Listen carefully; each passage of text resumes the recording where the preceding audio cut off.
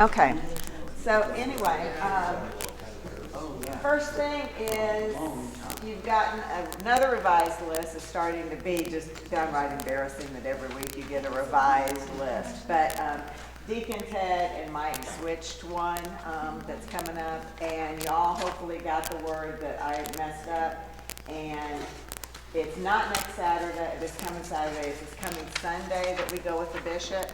So we have the 10 o'clock in the morning mass, and the candidates, it'll be their penitential ceremony. And then we've got the 2:30 rite of election and continuing conversion in Taylor's at Prince of Peace at 2:30, but they want us there like a half hour early. And I asked Kathy if they had like a copy of the rite that I could hand out tonight, but she hadn't gotten back with me. So they always have them. Well, last year they had them, printed very nicely for you when you went in. Last year it was at St. Paul the Apostle in Spartanburg for the upstate. So I'm assuming that they'll have something like that at Prince of Peace also. But speaking of going to Prince of Peace, there'll be 8 of y'all going, and plus I'll go. I don't know if anybody else is going to be going, but didn't know if you guys wanted to like carpool over there, or if everybody just wanted to drive. I know that Dakota said that she and Andy are going to just make a day out of it. They're going to go over and spend a day, in Taylor, Spartanburg, or Greenville, whatever. Yeah, just make a day out of it. And that is totally fine. I just didn't want everybody, to have 9 cars going over there and coming back, needlessly. So Salika's going to be riding with me, so I'll have room for 2 more in the back seat, assuming I clean my car out. That could ride with me if you want to. And of course, this doesn't, the kids that are here for confirmation, this doesn't apply to you. It's just the catechumens and the candidates. Okay? So just the 8 of y'all. What do y'all think? You guys just gonna take off from Union and, okay. So this is coming with me. Isabella? I'll probably just carpool with my guy. Oh, okay. Okay, very good. Tristan? I'll check with my wife, see what she's doing. Okay, all She's right. coming along, obviously. Obviously, okay. You guys? You just gonna drive? Okay, all right, very good. And Ella wasn't here, because she had the flu, and she had flu on Sunday. I was hoping maybe she was at the end of the flu and she'd be here today, but she is not. So she'll still have to sign the book of elect, and I'm just hoping that she'll feel better by Sunday. So I'll have to reach out to her and find out about that. Okay, because she's our last one. Did that. I don't think they're gonna make it then. Yeah. Did the book. Tristan. Since you weren't here last week, I did hand out this Lenten devotional to everybody. So it goes from Ash Wednesday all the way through to, oh, she is better, yay! All the way through Divine Mercy Sunday. So you can use that. When you get to Prince of Peace, does it matter where we sit? Well, we normally all sit together. And last year at St. Paul the Apostle, we all sat together as a parish, like, we weren't all the way up front. They had all of the people reading the names of the people that were there at their parish. We all sat in the very front row, and then as soon as they had you come up and do the catechumens first, and then sit back down, and then you went up and did the candidates. And once I was finished reading the candidates, then I got to go and sit back down with, my parish. And the sponsors don't have to get up, right? Because they're with No, you. they can, yeah, yeah. And I think, if I remember correctly, you just stood when I read your name. The candidates and the catechumens did. And then, you know, the bishop talks and everything, but that's not gonna be a mass, so just remember, you do have to, well, you guys don't, but like Monica and I would have to go to mass, so, yeah. And so the candidates, for everybody that was here, the candidates, we've got the 10 o'clock penitential rite for the candidates at mass. Then they're having that taco sale to raise money for the youth. And then we have to be over at Prince of Peace and Taylor's at 2. And that way we can kind of get organized and get ourselves sitting together and all of that. And if people have, you know, problems with, you know, I-85 perchance, and traffic, Hard to believe. you know, we'll be there in time. So, so that'll be that. So, okay, that was that. So what was it that she needed to do? Ella needs to sign the book and elect these.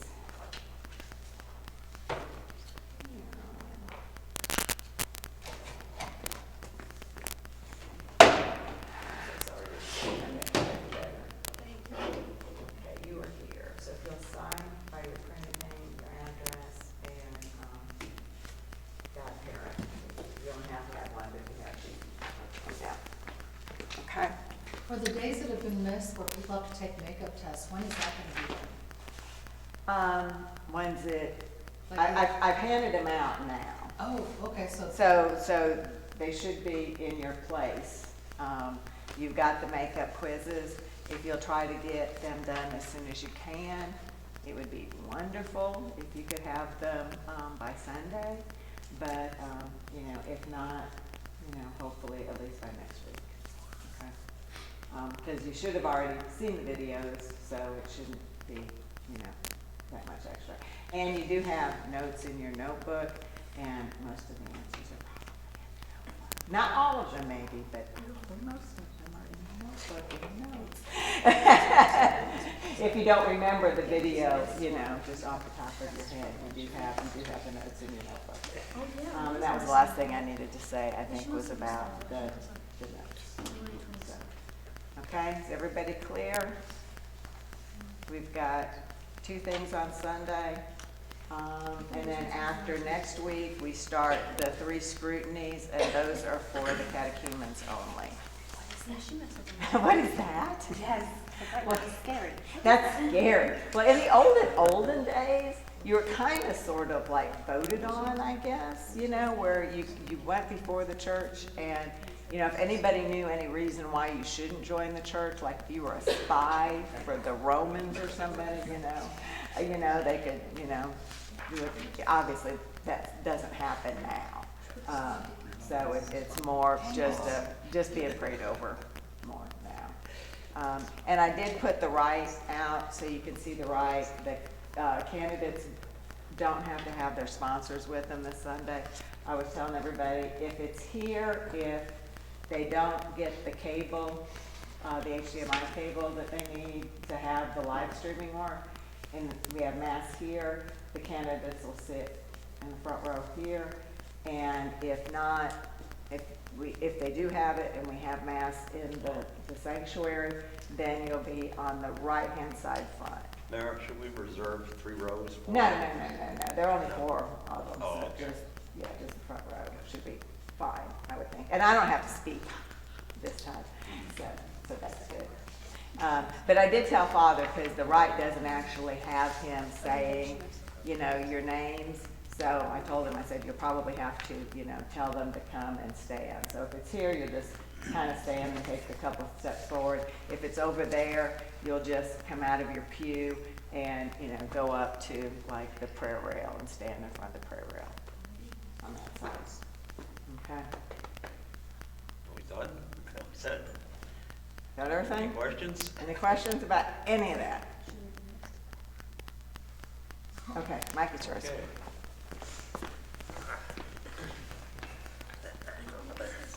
Okay, as we always begin, let's go begin with a prayer. Ready? Lord our God, in your wisdom and love, send your Spirit upon these students and fill them with your wisdom and blessings. Grant that they may devote themselves to their studies, draw even closer to you, to the source of all knowledge. We ask this through Christ our Lord. Amen. Guys, the information I found that we had was, I thought was a little lacking, so I went to the internet, and I know it's all gonna be true because it's on the internet. They wouldn't put anything out there that was a lie, right? Okay. One thing we found out, not all love is the same. In English, we have one word, love. That's it. There's no other description for it. Fortunately, the Bible was written in Greek. The second issue, the New Testament. The New Testament was just in Greek. Yes. And Greek were more specific in their language. So they determined there was 4 types of love. And we'll start with eros. Eros is where we get the term erotic. We're a very sexual-oriented culture right now. Love, sexual and romantic, the eros, only cares about the object. It's not deep, lasting love. It's your love for that one person. Powerful, but it will not last. Eros will make you fall in love, but it will not keep you in love. The difference between eros and staying in love, an example is a friend says he fell in love and jumped into the water, but he doesn't know how to swim because he hasn't learned. This is when a marriage dies. Eros can drive you crazy, makes you desperate, makes you desire like that. Eros is like fire. My wife, most women are always cold. I don't know if it's true. My wife is always cold, and she likes to get a fire going. And fire is beautiful when contained and limited. The one that runs out of control, you lose half of North Carolina. Eros is why husbands leave their wives, why moms leave their families for a new family or man. Eros can do great harm to a marriage. We live in a culture right now, follow your heart. Whatever you do is right. The next one is not quite as exciting as eros. It's storge. Sounds kind of like you caught something. Storge. I have storge. It's not sexy as eros, but it's real. It's always been there or not. Storge doesn't care how you look. You can be ugly, you can be stupid, and you still have storge. Storge is powerful. It's like when you feel for your grandmother, and you experience storge when it's gone. When your grandmother dies, you feel storge. Feel it in your heart. Storge is the love of family. It's not because you're beautiful, it's not because you're smart, but because you're family. With eros, none of us would be born without storge. None of us would live. You couldn't survive without your family. Romans 12:10. Show family affection to one another with brotherly love. Out to do one another an honor. You see people that they don't have storge, they don't love the church, they just don't get it. One day, Sacred Heart is not too big of a parish, but it's getting bigger. One day, you'll think of Sacred Heart just like home. It's the church, and you can't imagine living without it. Love each other like you should have loved your brother or sister, like you should have loved him. I particularly didn't care for my brother when we were growing up. We fought all the time, but after a while I reconciled with him, so we're pretty good right now. One reason the Bible commands us to love over and over, to love each other, is because some people just don't know how. It's a learning experience. Okay, the next one is philos. Am I pronouncing that right? Philos? Philos. It's love of friends like family. The King James Version of the Bible says, we greet each other with a holy kiss. And for most of history, they did kiss their friends when they greet them.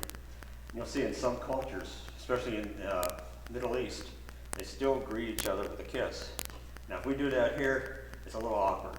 It's because we live in a eros-dominated society. But we should greet each other with friendship and affection, and really care about each other and love each other.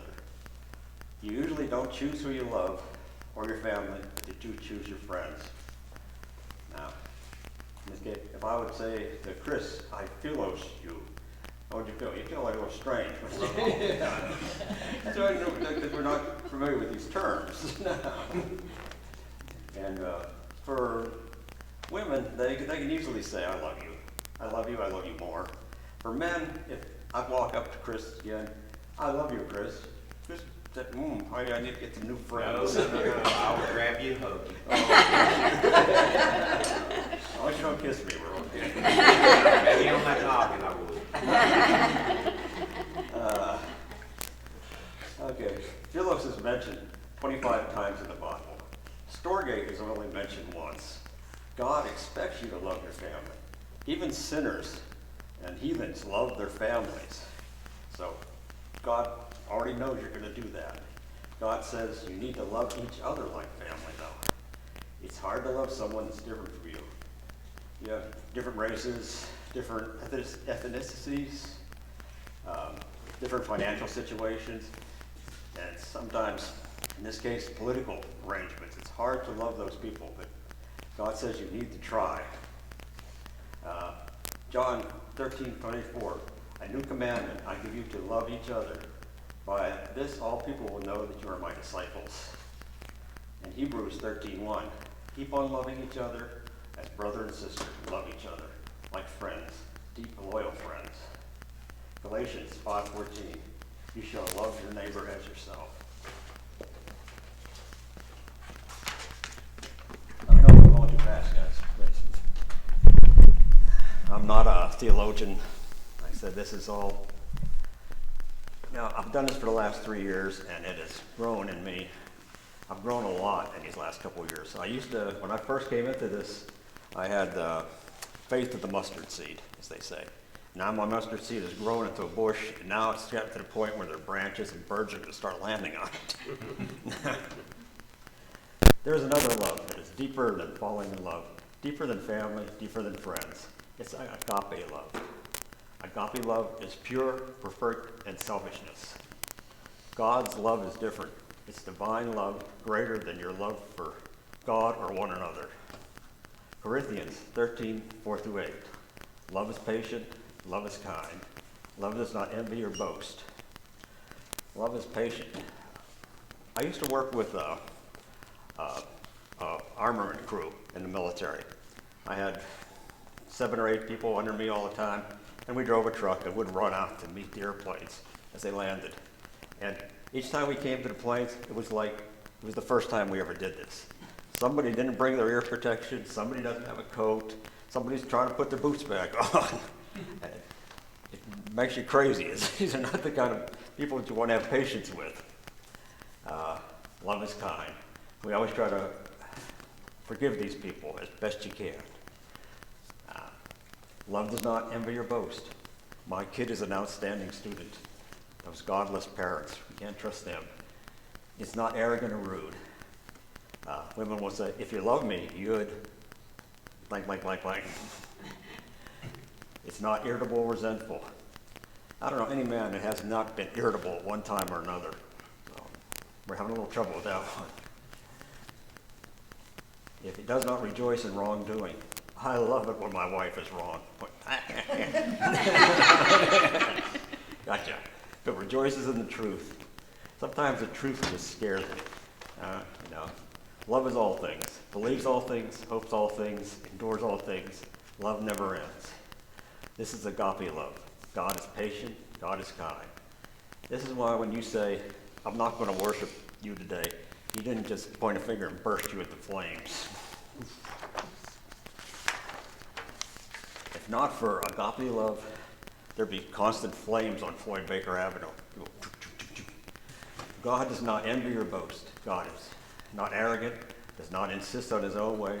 God lets us be morons. God is so good, and I'm not, but I'm working on it. Okay, any questions, guys? Everybody watch the video? What type of love did that girl have at the beginning of the video? What do you think? Arrows. She was hot for all these guys. She wasn't ever satisfied because she didn't have that commitment. I was just coming into her life and going. So she knew something was wrong, and she turned to her dad for help for that. Fortunately, her dad did take her to church and corrected her and got her moving in the right direction. Okay, any questions, guys? Really? That's all the further I can go. Kristen, no question. No, it was really straightforward. Ah, okay. I thought it was too, actually. I wouldn't say it's a question, it's more of a comment. That, Sure. when we were going through marriage preparation, there was a speaker who said that love is a choice that you have to make. Because Oh. eventually you're going to run out of that Eros love, perhaps. Yes.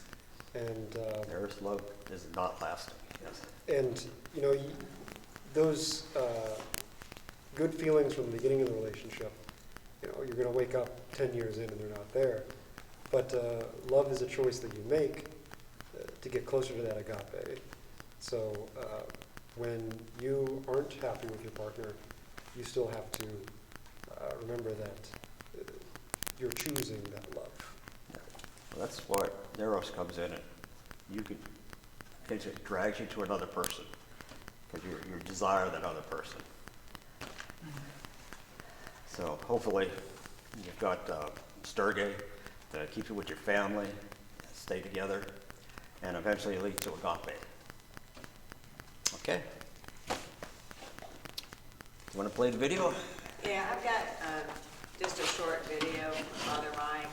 My love is more than a feeling. But I don't know if you're going to be able to hear because we don't have a long extension cord. So that's as close as I can get it to y'all. So I want to give you a one-liner that I picked up years ago from a talk. Love is not a feeling, it's an act of your will. You talk to anybody that's decided to leave their spouse and doesn't want to hear any counseling or anything like that. It is an act of your will. You decide, I'm out of here. It's actually a decision. Love is not a feeling. Eros is a feeling. Love is not a feeling. It is an act of your will. And you have to will to stay in a relationship through the good and the bad. And there is always going to be bad. I'm here to tell you, I was married for 51 years.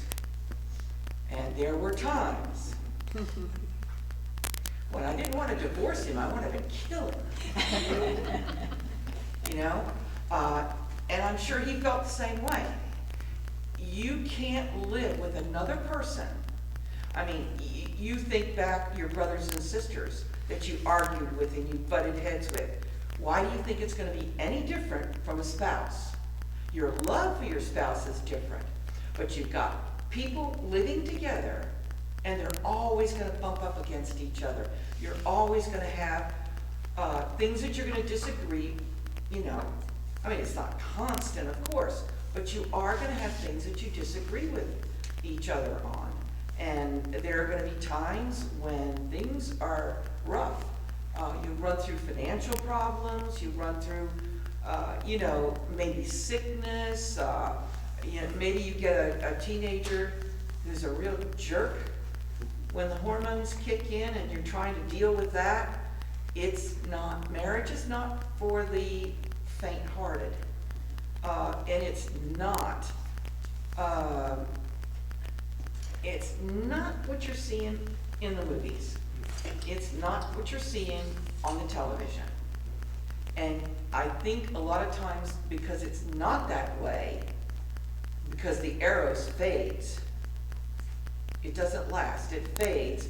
And when that happens, you think, oh, well, this is a lousy relationship. No, it's a normal relationship. You just have to work at it. You really do. You have to work at it. Marriage is not easy. And that's normal. And that's normal. Yeah. But no relationship is easy. I mean, you with friends, you know, you're going to hurt each other's feelings. It's just two people coming up against each other in a relationship. two people living together. No two people are gonna live together and not have rough spots. It's impossible. I don't care if it's your roommate, your brother, your sister, husband, wife, it's always gonna be that way. And I just kinda, there's some young people here, and that's why I wanted to say that, because those of us who've been married, we know. But the young people, you guys don't know because you haven't experienced it yet. And I don't want you to be discouraged when things aren't Hollywood romance stories. You know, when things change, when things level out and the arrows fades a little.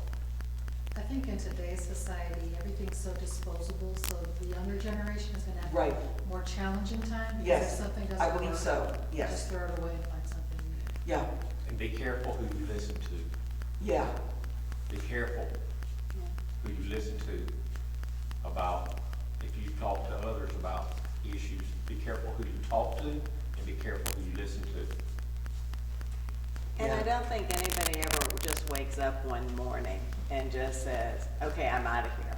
You know, there are things that always Right. lead up to that moment. Right.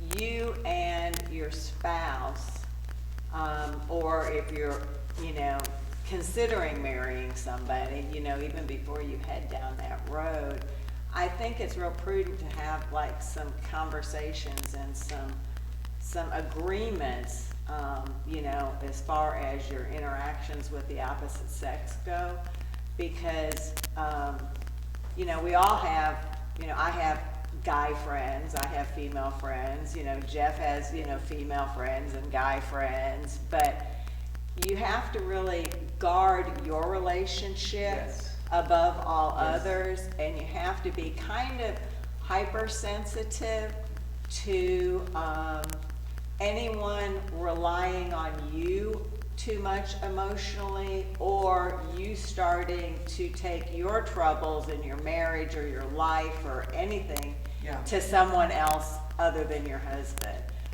You know, it's fine if it's like a counselor or your priest or, you know, somebody like that, but don't start leaning on, especially someone of the opposite sex, that you're going to and you're looking for support, because that emotional connection is often the beginning of that road where that connection is made, and it's pulling you away from your spouse. And So it just becomes arrows. yeah. Most of the issues that come up in your marriage are not unique to you.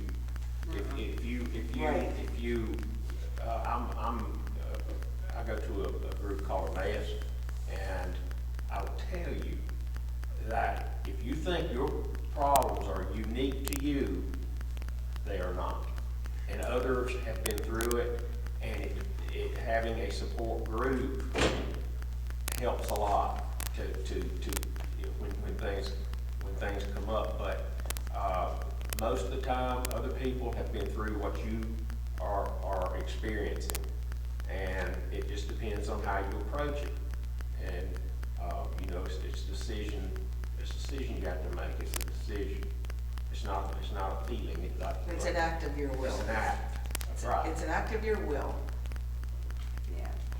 One of the keynotes I heard Father Mike do years and years ago, he was talking about how ironic it is that, you know, you say the vows and you mean them on your wedding day, but that's the day that you need them the very least, because on your wedding day, of course you love them, you know, of course, but you're saying them because, trust me, the day will come when you Yes. don't want to, you know, and that promise, that vow is still valid, you know. Yeah. It still has to be your choice that day and all the other days, as much as it was the day that you made that vow.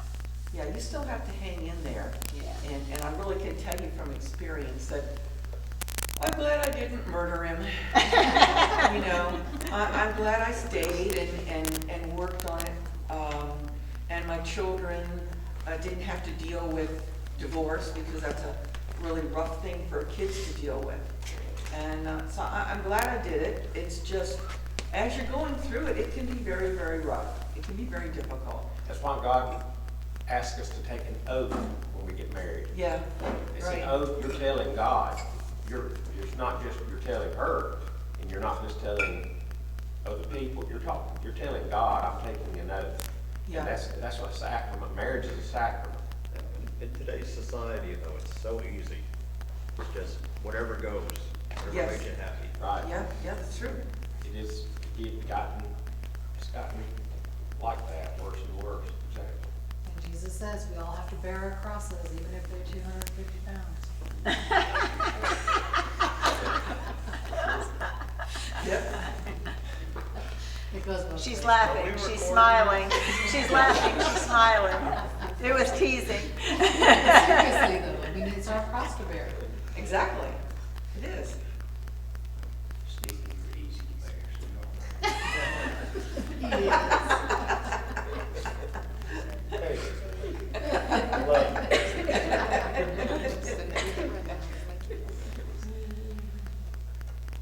Okay, y'all ready?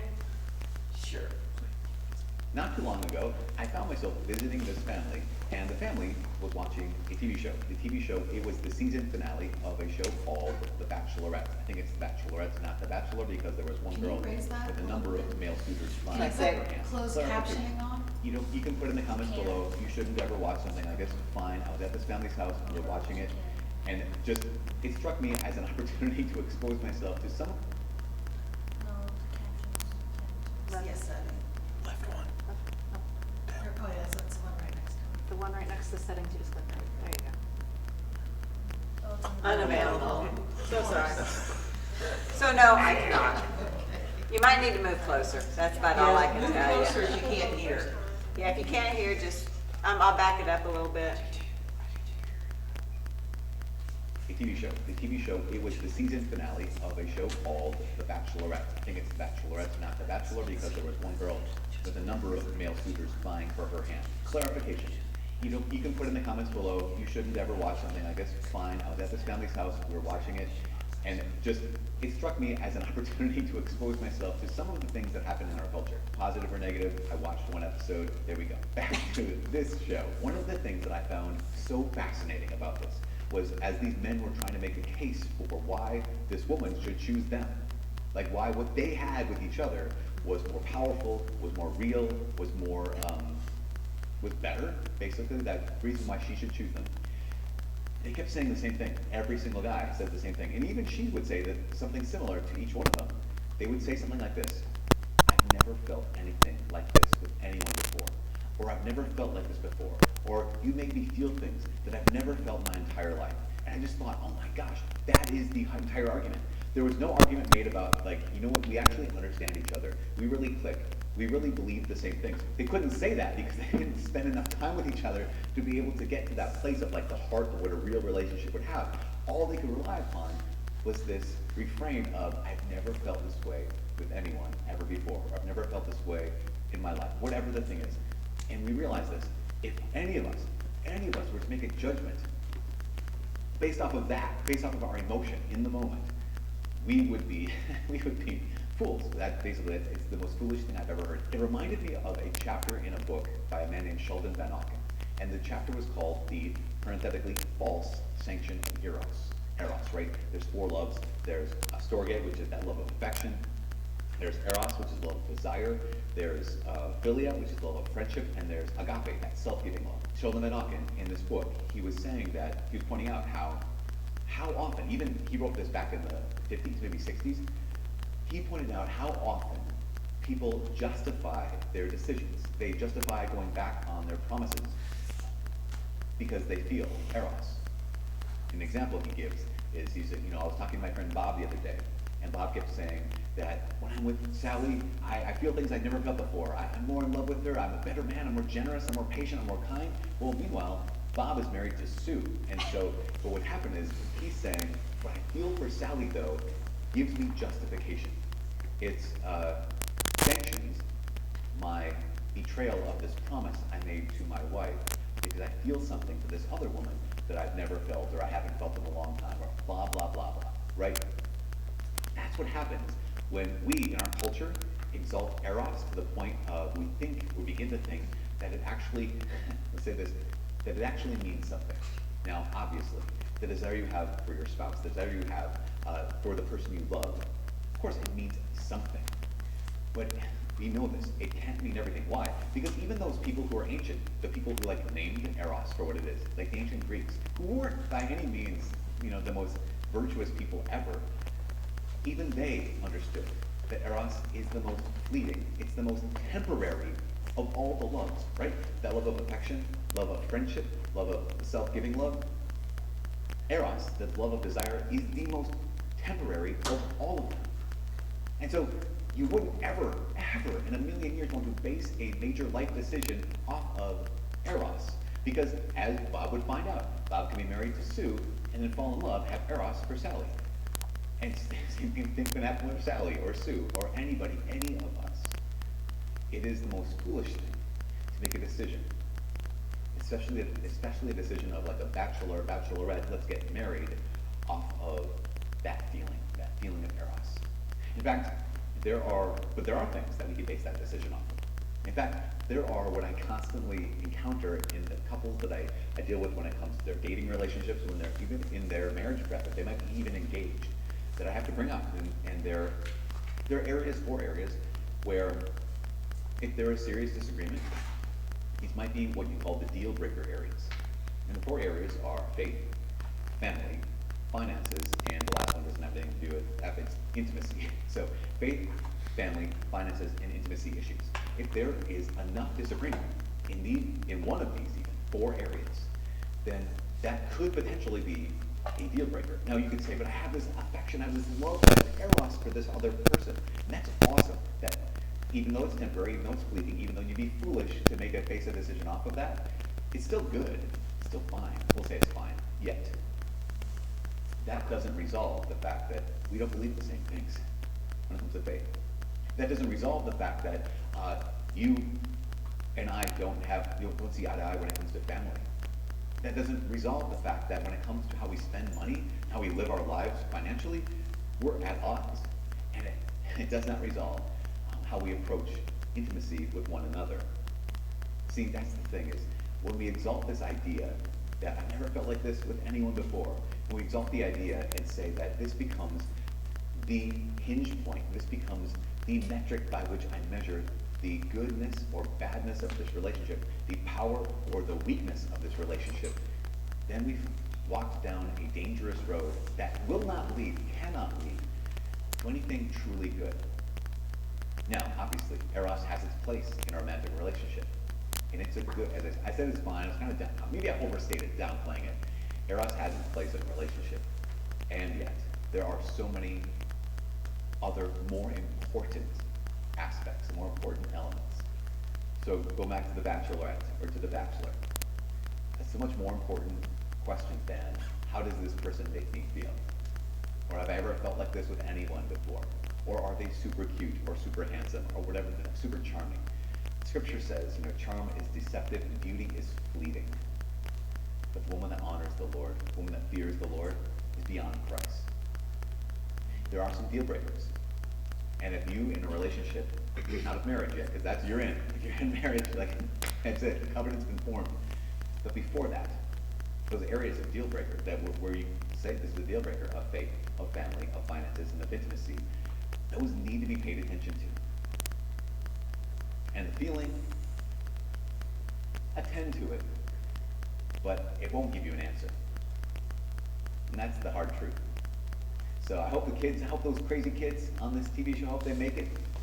I hope they have a phenomenal life. But I hope they also make their decisions based off of more than just feeling. I hope they make their decisions based off of things that are a bit more lasting, or a bit more important, a bit more enduring. As Catholic Christians, that's what we're called to. And that's how we live. Anyways, cool.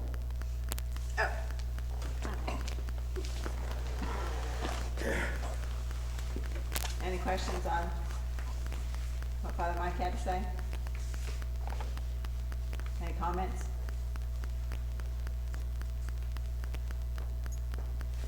Every generation and every couple thinks that their relationship is different. Nobody's ever loved like we've loved. Nobody ever has felt like we feel. Sorry. There's nothing, you're not unique. And what struck me about what he was saying about the Bachelorette was everything that the guys and the girls they were saying was selfish. It was all about how I feel and how you can make me feel, how you make me feel. It was all completely selfish, and that'll kill your marriage. You cannot be selfish in a marriage. You cannot. Not if you want to have a good marriage. Imagine your relationship with someone else when they think, whatever I can do to make that person happy, and the same thing for the other person, whatever I can do to make that person happy. How wonderful that relationship will be. Yes.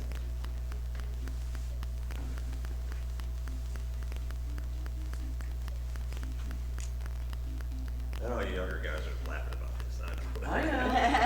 I know. Come back and see me in 10 years, Yeah. and let's see what you say then. If it takes that long.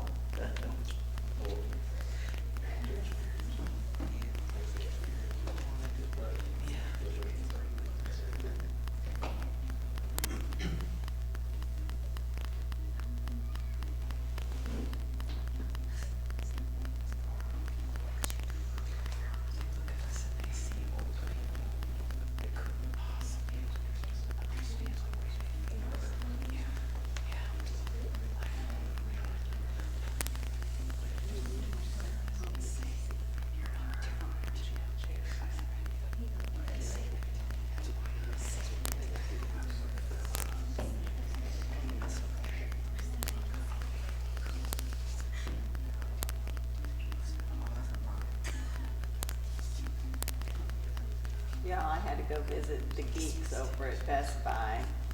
I had to get a Apple appointment for my phone so that I could continue recording videos. I got crud in my thing where it wouldn't, I charge it wirelessly, so it wasn't charging that was a problem, but I couldn't upload any more videos. And I was like, but it worked the week before, and what happened? And I wasn't gonna go in there and dig out like they showed on the internet to do, because I figured I'd ruin it, but that's exactly what they did. We'll charge you for that. Yep, everybody in? Yeah. All right.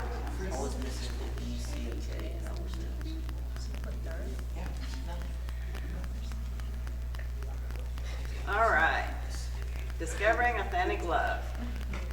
3, 2, 1. Quiz. Multi-select.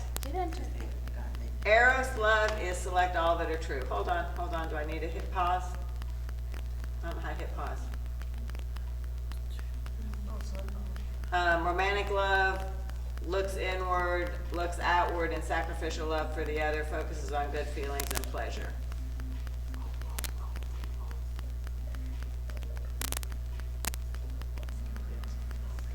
Did somebody not get in? Is that what I heard? No. Okay. Eros love is select all that are true. It is all of them except for the blue. So it is romantic love. It looks inwardly. It's about basically your desire. Focuses on good feelings and pleasure. Tristan's in the lead. Tristan, when you weren't here, John was the winner. He was at the top of the leaderboard and he stayed there. All right, I'm gonna go to the next. Quiz. Multi-select again. Agape love is select all that are true. Total committed love for the other. Seeks the good of the other person out of deep love for them. Seeks pleasure and good feelings from the other. Loves the other person sacrificially.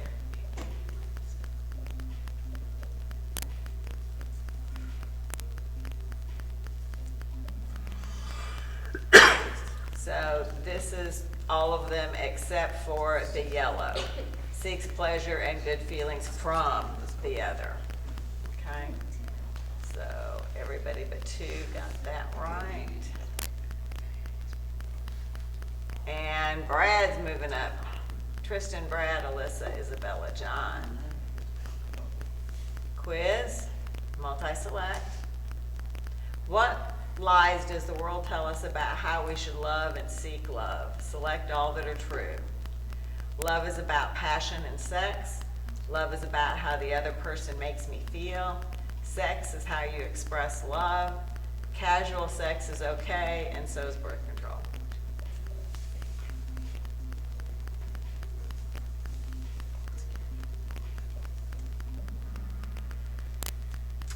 And all of them. Okay, somebody didn't think that, that the world tells us that sex is how you express love. Wow, really? Have you ever watched television? There's this new Even the invention. commercials. Yeah, yeah. All of those are the lies that the world tells us about how we should love and seek love. But they are lies, lies, lies, lies. And Audrey moved up with that one. So Tristan, Brad, Alyssa, Audrey, and Steve. True or false? Catechism of the Catholic Church 1766 teaches to love is to will the good of another. True or false?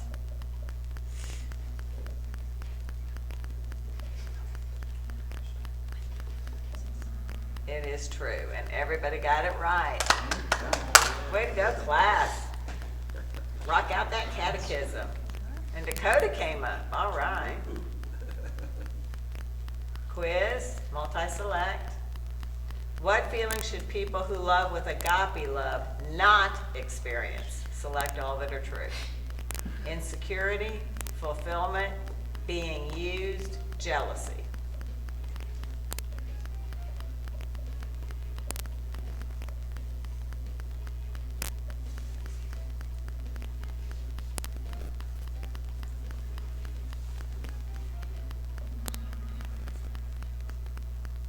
Okay, they shouldn't feel insecurity, being used, or jealousy. So all of them except for fulfillment. Fulfillment is something that they should experience. Okay, let's see if anybody moved. Oh, John came back up. True or false? Eros and agape are intrinsically opposed. True or false?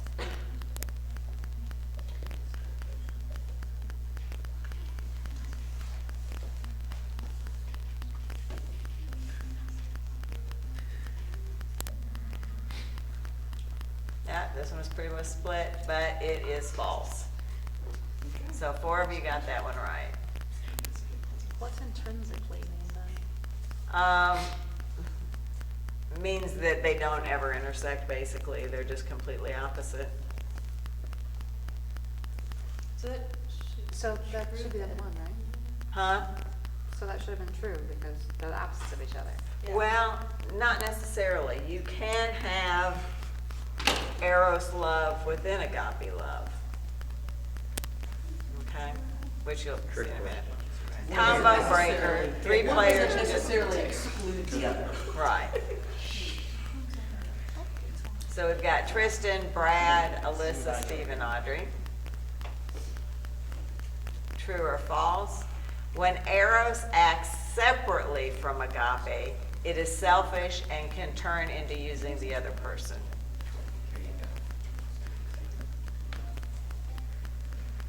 True or false? And that one is true, and everybody got that one right. So see, that's the, when it acts along with agape, it's okay. It's okay to have desire for the person that you love. It's probably a good idea. Yeah. That's what I said. It's okay. I mean, it's fine. Well, maybe I underplayed it too much. It really is probably a little bit better than fine, but. All right, Salika just answered a winning streak of 5. Good job. True or false?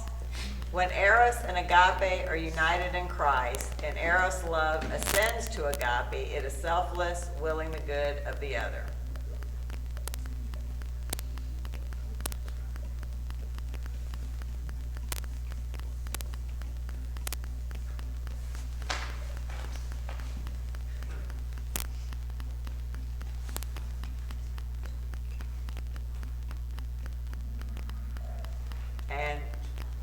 it's true. Oh, my eyes went. I went, only one person got it. It's 11. Okay. All right, podium time. Third place goes to Alyssa. Good job. Second place goes to Brad. First place goes to, yep, he's back. It's Tristan. Good job, everybody. I know. You've got like super hand-eye coordination, don't get that? There you go. There you go.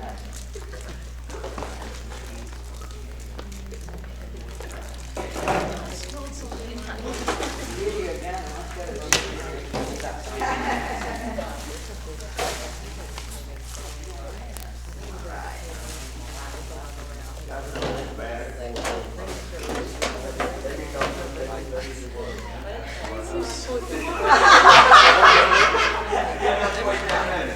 Carried down from participation. Oh, from like the participation candidate, messing around. Mike, look at that back in the office. I don't remember if I locked it. Right.